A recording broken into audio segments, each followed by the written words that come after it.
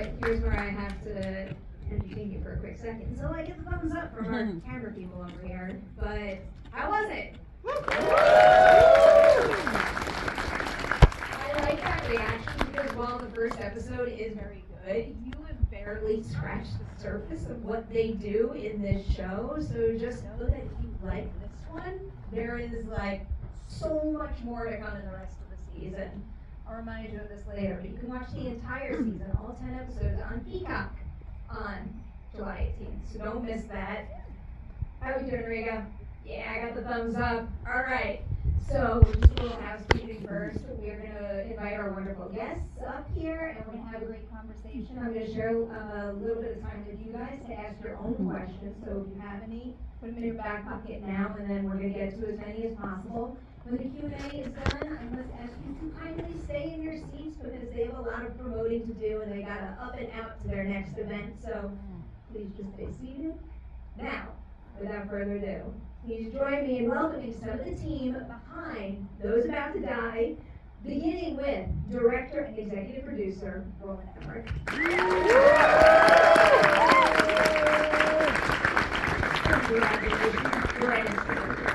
Now we have Grabiella Pession, who plays Antonia.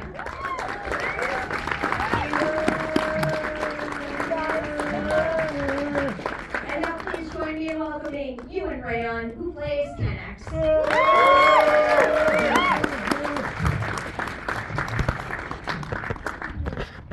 Congratulations, everyone. Celebration is beginning big time this week. Roland, you're getting my first questions because Those About to Die marks your very first time directing for television. First question I have about that, just because it surprises me, have you ever had the opportunity to direct TV before, and if so, why not then, and why now with this?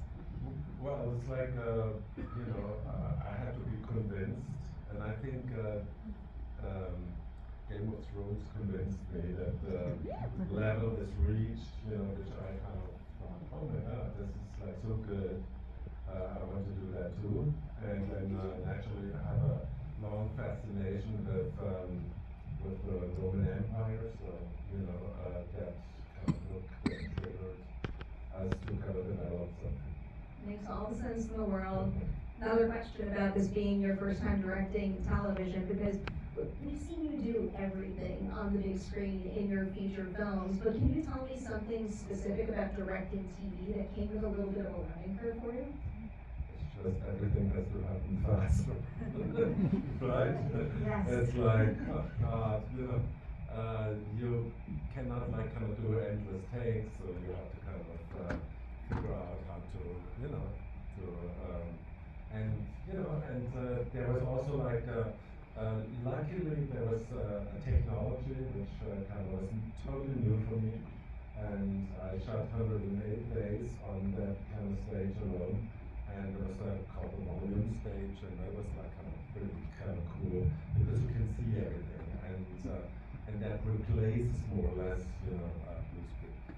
I have many questions about effects of the show. We're going to get to that, but Ewan and Grabiella, I want to come to you with a two-part question. Everyone knows I like two-part questions about signing on for the show.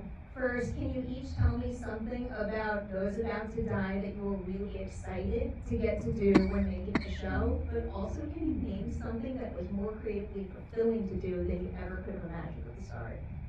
So obviously it was amazing to be part of this, team because of Roland. Obviously, that was the kind of his job, his work. The script really got me full into it, and the role was just the role I was waiting for 25 years of acting. So that was really the thing that pulled me into it because I love to play the, it's not even a villain, it's like a complex character that has so many shades, and there's nothing that she's not able to do, and this freedom of being able to push her in that direction is really the thing that really attracted me. And the most creative aspect has been, it's funny, I tell you a funny example. I have a scene in the series where something really dramatic happens that gets spoken. But actually, when these things happen, I'm looking into a thing and there's a wall behind it, and I have to have all these whole expressions and all this world coming out of me, but I'm actually looking at the wall, because then in the movie you'll see what happens. But the real work we do is just completely sensory, so it's like an actor has to really imagine what's happening, and that's your performance. That was really challenging. You know what I'm talking about, which I know what you're talking about. Yes. I think folks undervalue how important the reaction shots and your work in moments like that. It just goes to show that the action isn't as compelling unless those reactions. Yeah, I was terrified by that. I was like, how the hell do I do this? I'm gonna have to, and then I turn off the intellectual mind like this and just follow these things. But yeah, that's very creative. Very creative. Sort of knock the mic over. You are now coming your way with that two-parter, something you were really looking forward to doing, and then something that was more creatively fulfilling than you could imagine. Yeah, well, obviously, went back just to get to work with Roland, of course, and I think reading the script the first time, I just loved how fast it was, and how the episode one just moved so quickly, and you just get introduced to this world, this real cross section of Roman society in the year 79, and how I don't think that's really been shown before on TV, and that was something really exciting for me to do, and to get to play this character who's kind of sort of like a glue. He sort of fits.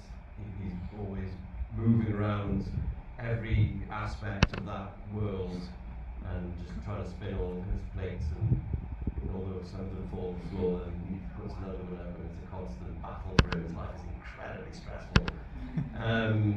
Yeah, I think for me creatively it was just the way that because you can't play status, so when he's in his world, he's high status, but then when he goes into the other worlds, for example, speaking to his son of the Emperor, then he has to know how to play that scene and in that situation without getting himself killed. And they were the things that I really enjoyed playing, the subtleties of how his relationship was with the other person, how he knows how to play every situation to his advantage, and that was really fun for me to do. You both brought up how excited you were to work with Roland, so I'm going to put you on the spot. I know mine is. Is there part of the reason why I'm in this seat today? If it wasn't for Independence Day and Jurassic Park, I wouldn't be in this business. Yeah, no, me too. The day after tomorrow, Independence Day. Yeah, we'll make It's cinema, it was amazing. Gabriella, I want to follow up on something I heard you mention in another interview that really caught my ear. You mentioned that this particular role, and I think these are your exact words, reawakened your love of being an actor. Yeah. That's really special. What was it about this role in this project that did that for you? Yeah, because I was coming to a stage where, it's very hard, especially where I come from in Italy, to read very compelling female characters. So I was suffering of the author being kind of always bit the same and bit repetitive. And I think when boredom comes into your work, it's a killer. Like, it really kills the creativity and the fantasy and how you approach this business and this job. So when this role came, I'm a Scorpio, so I have a very strong instinct. He's a Scorpio, by the way, we're both Scorpios. And I just knew, like, this is a role where I can actually play so many different things. And there's nothing really wrong with that, because you can really finally create something, being like a painter with a paint full of colors, and you put all these colors and something mad will come up, but at least it's creative. And I was really, really, longing for something like this. So when this role happened, and obviously I've been trying to work into the international market for years, and it's not easy for an Italian actress because of my accent, because of many reasons. So I've been trying to get the role internationally for a lifetime. And I was kind of come to a point where I'm like, this is not going to happen for me. So then I moved back to Rome, and then I met Roland, and Roland was trying to convince me to play another role. Because they said to me, you're too young to play Antonia. She's 45, and I took out my ID, and I'm like, I am 45. I want to be Antonia. I'm not going to give this role to anybody else. Remember that? Yeah. So I'm like, you can't fool me with this. I am exactly this age. You can make me older, I don't care. But yeah, so for me, it was hold those things together has been like a dream. Not mentioning that I shot the show where I live. I live in Rome. So I actually shot all these amazing show with all these amazing people in my city. So this has been a gift in my career. I'm very grateful. Such a well-cast show. It's one of those situations where once you watch the show, you can't, like, there are many wildly talented actors in this world. You can't imagine anyone else playing these roles quite the way you two do, and the rest of the ensemble as well. I want to talk a little bit about setting the show in 79 AD. So, Roland, when you first decided on that with Robert, what aspect of life in Rome during that time period were you most excited to bring to screen? But then also, can you name something that maybe surprised you and became a bigger part of the show than you imagined? Well, I was actually really surprised that we chose Vespasian, because Vespasian was a general, and he had no kind of way that he was he was good in organization, but he kind of had no idea really how to kind of run a whole empire. And I think he grew into that very fast. And he also was, he did something really smart. He tore down Nero's golden house, and on that territory built the Flavian amphitheater, which still stands today as the Colosseum. And that was like kind of such a gift for Rome as a thing, and that like kind of and sports was so important, and it's also like he kind of also followed totally what like his son Domitian probably told him. Theater stuff. I just want to tease for everyone how good that looks. So good. I'm not going to spoil anything, I swear. Ewan, I want to come your way to talk a little bit about 10X, because he's a fascinating character, multi-layered character like all the ones in this show. He clearly has a heart and makes some good decisions, but then also he makes some morally dubious ones. So do you have to come up with an anchor for a character like that, where no matter what decision he makes, it's based in some sort of consistent truth? Yeah. I mean, he is morally dubious, but he's a product of his environment, and he grew up on the streets as a child. He didn't have he was homeless, and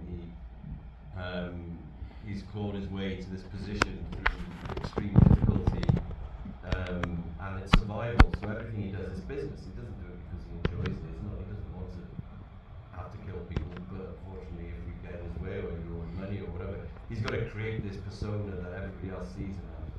And I think for the character, for me playing him, the interesting thing is the moments when he gets to drop that sort of facade, I suppose, for the sort of self-projection that he does. And I think that's the lovely when you get to know him throughout the series, especially with his relationship with Carla, without giving too much away, that you see this, that he's actually he's got a real heart, and he's not a monster. He's just doing what he has to do to survive, and unfortunately he makes decisions and he has to follow them through, and he makes some pretty big decisions as the series goes on, and he gets himself into a lot of trouble through those decisions. But if you want someone who's good in a crisis situation, Ted is the guy. That's a fair assessment. I'm definitely going to circle back to your collaboration with Sarah, who is just absolutely incredible. She is electric in that role. Gabriella, first I want to ask you about, so there's a lot that everyone has not seen with Antonio that's going to happen later in the season, but I want to ask you about making such a big first impression, in particular in that scene where she's there with all the other faction owners, where she steps in and she speaks up, even though it's basically highly illegal and could get her killed. What do you think it is about her that gives her, I guess, a greater sense of urgency to speak up on the matter than her husband?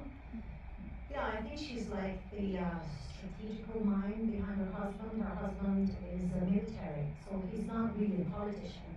And back then in the ancient Rome, women were not allowed to sit in the Senate or to have any kind of political role into society. So Antonia is a politician really, and she's blinded by the pursuit of power. She wants to get what she wants, and that's what I love with the character, because when you're so driven, it's like a wild horse that runs so fast. You might as well get against something because you can't stop. She's fearless. So she doesn't think about consequences. She just does whatever she thinks is the thing to do, and the urgency is that we need to stop the violence. That's nothing else. It might be risky, but we're gonna do it. She has this kind of courage that is attached to madness as well. It's not just courage, I think it's driven by ego. She's probably a narcissist, she's probably an ego-driven woman. And then when you're like Nachizo, he died because he looked at himself in the lake, and then you know what happened. So you gotta be careful with those characters and with those personalities. So yeah, I think she's a bit mad. I love We all are a little bit. I want to circle back to effects now with you, Roland. In particular, can you kind of walk us through how you all found the right balance between practical effects and visual effects for this series? Well, I mean, whatever you do, when you like do a visual effect show, characters are the most important. This all starts with characters. And then, what also was like really a gift to us and was the volume stage. It was like just like the perfect way to kind of don't do any really. We had a couple of blue screen scenes, but they were very minimal. So I, at the end, shot more or less, 1,800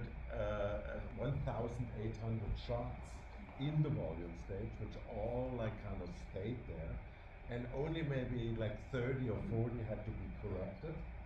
And then on top of that, naturally, we had to do like, all the light shots, which were like kind of 400, 500, and then a lot of light shots.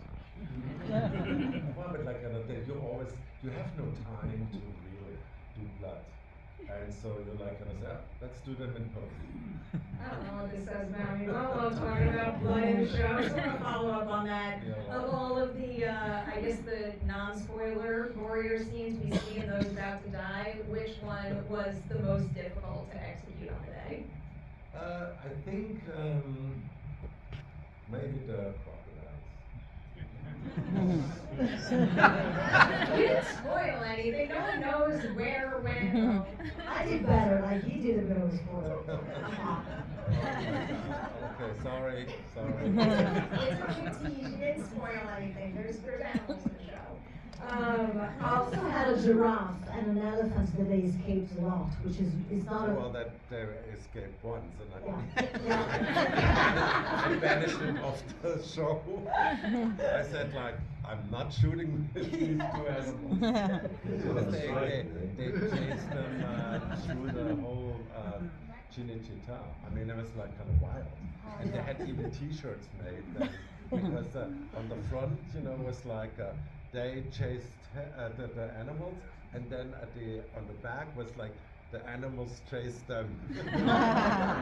That's like really funny. amazing day. Lots of stuff to look forward to in this show. Anyhow. All right, circling back now to some of your co-stars. I wish I could sit here and highlight every single person. We sadly don't have time. I'm going to pick two people. The first is going to be Dimitri, who plays Scorpus in the show, because Scorpus has just like this one-of-a-kind energy, and he absolutely like nails his gravitas and bravado. So anyone can jump in on this. Is there anything you saw him do on set that like kind of made you think like this is why you're one of a kind in this role and bring that kind of energy to it? Well, I mean, I knew Dimitri. I'd worked with him before. He played my brother in another TV show. People I don't know a lot of it. We have different fathers, but yeah, I think the first day he was filming, he came in. He was doing it in his kind of his accent, his normal accent. He's from London, and then he comes in with about 3 minutes and he goes, "Oh, listen, I'm about to. Roland wants me to try this accent." And I was like, "Well, okay." He's like, "So I'm going to be doing an accent, okay?" I was like, "Okay." And then he comes in, he's like, I am Scorpus. Oh, right, okay. And I just about managed to get through without laughing, although I did laugh. Also, like he pulled the door, like he Oh, said, he smashed the door, he smashed yeah, the yeah. first take, the first day. The doors, you remember the doors in Tanak's apartment, is awful door. Yeah. Anyhow, and nobody wanted to cast him. Nobody. Well, because they wanted to have a bigger name. You know, it's always like kind of the same story, and he was so perfect for it. Yeah. I mean, there's nobody more perfect for this part than him. Yeah, he's amazing. I love that he speaks in the third person when he talks about That's the Scorpus, best and I thing. think that's What an amazing device. Because that wasn't in the script at the beginning, was it? It came in, didn't it? Not at the beginning, but like then somebody had the idea, says, why does he not talk in the third person? It's I'll amazing. also never hear the name Scorpus any other way but how he says it. I can't say it, you all can apparently. He drives Tanak mad. He drives him mad, but Tanak loves him so much. He entertains Antonio though. It's accurate. I wanted to go back to Sarah briefly with you, Ewan, because like your chemistry in this show is just something else. I love what the two of you are doing together here. Can you tell me something about working with her as a scene partner that you appreciated and helped bring something out of you as an actor that you might not have been able to reach around her? Yeah. Well, I think what was cool was that we didn't really know each other, and the characters don't know each other obviously at the beginning. And our first stuff was all in Tanak's apartments. We did essentially the entire arc of the series from episode 1 to 10 in Tanak's apartment first. So we kind of got to know each other at the same time, which was cool. But she brings so much to she's a wonderful human being to start with. So she's really lovely to be around, and she brought so much to the character, and she made it really easy for me. And I think and we developed together, which was nice to get to do it that way instead of maybe starting in a scene where we've got a relationship. So I think we already had that vibe. So then when we went to other sets and different locations, we already had this sort of natural respect, I suppose, and trust in each other. When you trust another actor, it makes a huge difference because you feel safe. And yeah, we could just play with each other and have a good time, and it was just, I think she's amazing. 100% agree with that. You already mentioned Crocodile, but I do want to force you to tease what's to come for everybody a little more. I'll get it. Without giving anything away? Or? I feel like this is a somewhat safe way to ask this question. Can you each tell me what your absolute favorite episode of the season is, and tease why? I've got an episode 5 because there's something that happened in the year 79 which was quite explosive, and I remember reading it in the script and being like, oh my god, this is so cool that they're using this. That's all I'm going to say. It's not that cool because it's the only thing we didn't do in special effects. So with this explosions, I got to breathe. A lot of stuff that I was asking Roland why this is not special effects. They all have like masks and stuff. Here, there, Anton is there. We're like all covered up. So I was trying to do the take because I had this kind of thing and I'm trying to cover myself and Roland is like, oh, like take this off, do the, I can't say what, tuberculosis for it. Anyway, so I don't know if you understand anything, but anyway, this thing in the 5th episode is giant and painful. What you got first, Roland? Are we talking about Scorpus? It's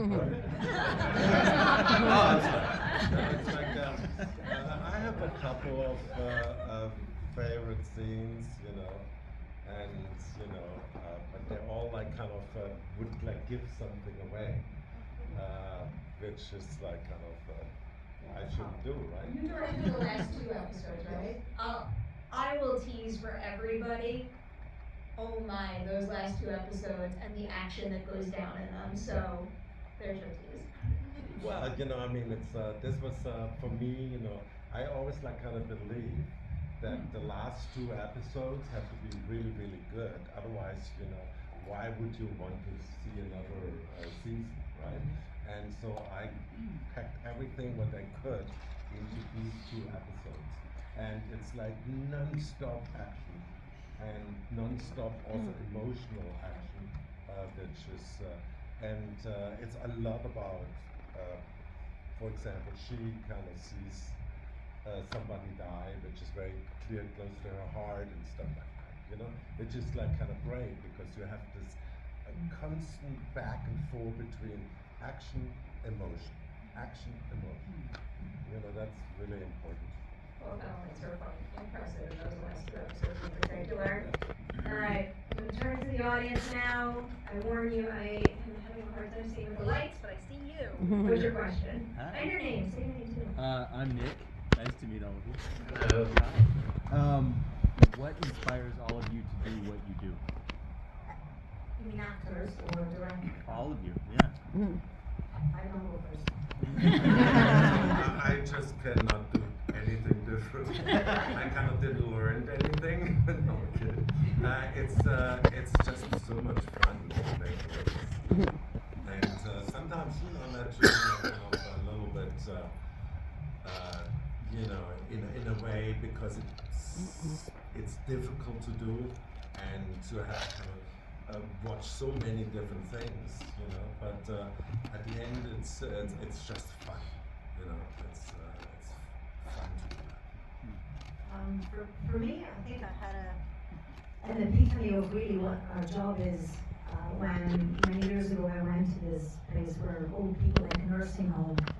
And, sometimes after they have an ego, they complain, and even though we're very privileged to do our work, and it's an amazing, amazing job we do. But then this old lady said to me, I love to wait for you because you keep me alive. Every year I wait for you on TV. And that really stayed with me forever. So in the up and down of this career that is not always easy, I remember this woman telling me this, and that's really for me in my heart. And it's really honest what I'm saying. So we're storytellers. We're telling you guys stories, we're sharing emotions. That's what we do. We're just a vehicle for emotions and tell stories.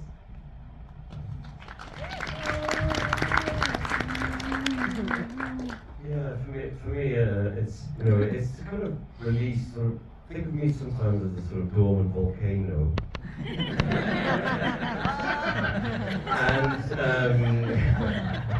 and when it erupts,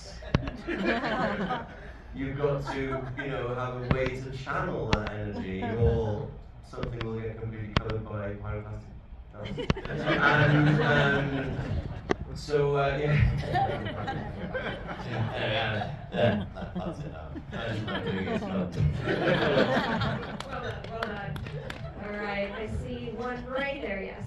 Hi, I'm Ryan. I'm really interested in, for you actually, what was challenging about looking on the volume, using that new technology, and what as a director was really important for you to help the actors get used to the new technology?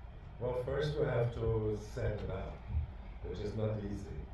You kind of have to kind of figure out how, to create, like light in front of the stage, which fits to the background.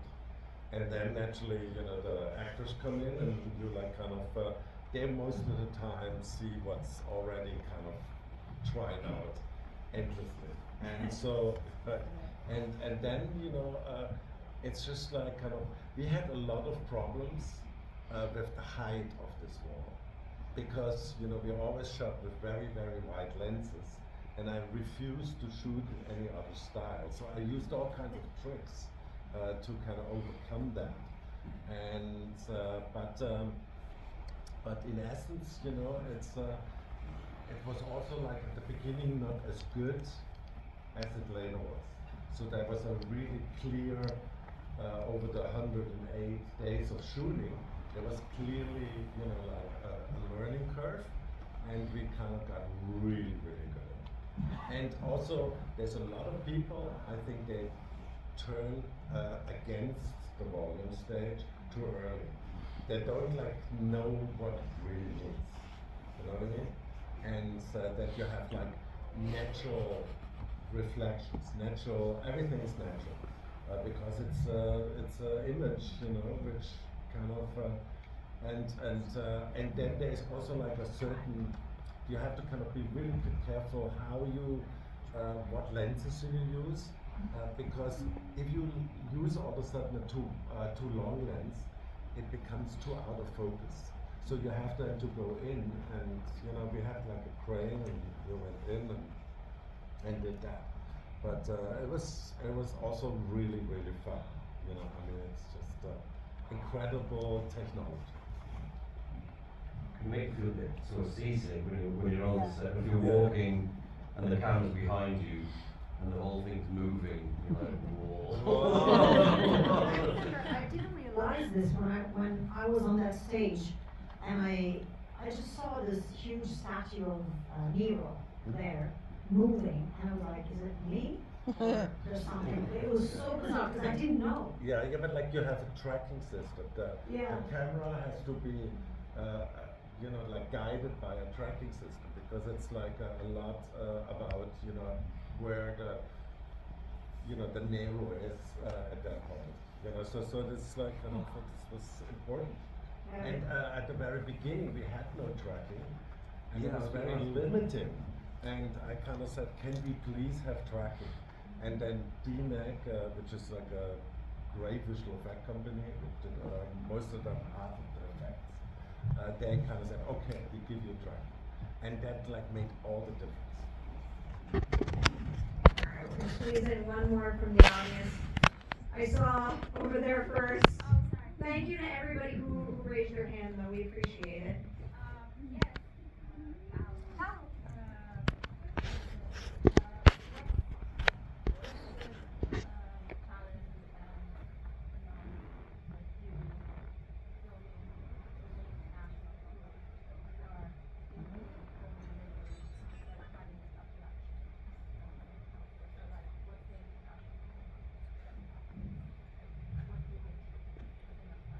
Well, it's For like the folks in the back there, the question was about filming with an international team. okay. Well, it's like when you want to kind of use the full, you know, like tax rebate, you have to kind of find all the talented people in Rome and in Italy. They came from all over the place, and then naturally, actor-wise, it was a lot, you know, who can speak very good English. And then I'm the not rest. bad either. I improved during the series. No, but like but it was also really good because I actually prefer English actors. My favorite film is Anonymous, and it's all English actors. Theater actors. What about Welsh actors? What about Welsh actors? For me, it was funny because I was the only one Italian, and the crew, all my friends, like the crew and makeup and hair, we've done many movies together. So I couldn't understand everything they were saying, even when Roland was like, basta fumo, più fumo. So I was like, yeah, I know what was happening on both sides. That was fun. Alright, before we let you go, I'm ending on my personal favorite question. Some folks in this audience know this question, nobody likes it, because it puts you on the spot. In this industry, we give each other awards. Super cool, we should keep doing that. Nobody tells themselves, good job, nearly enough. Can you each tell me something you do in Those About to Die that you know you'll be able to look back on and say, I'm so proud of what I did there? Wow. You go first. Why? You go first. You're first in the come on. I need to think. It's very much like a volcano. I erupt pretty good. I think I do some really good walking around in sand. I think, hey, it's not easy. Sandals, you might not know about this. You never went in the sand, you very much know. She's Sorry, no. nutrition class, yeah, not like us down in the lowlands. Yeah. A lot of walking, some really good, fast walking. You know, it's funny for me. Oh, sorry. Now, sounds very silly what I'm saying, but I'm very proud that I had fun. I was able to actually enjoy my work, being surprised every day, and really be happy, which is not that obvious, because we always project things and our ego and think, oh, we should get there and do this. No, I was simply happy and joyful, and that's what I'm proud of, that I was able to achieve. That's not silly at all. That's one of the most important things on a production. Thank you. Well, I had to get used to the speed. That was murderous, right? But I kind of think we got it all done, you know, in time, and I'm really proud of that because you can, you know, you can say all kinds of things, but at the end, it's about how many hours you have, and that's where. You did it. You got 10 episodes here. Ooh.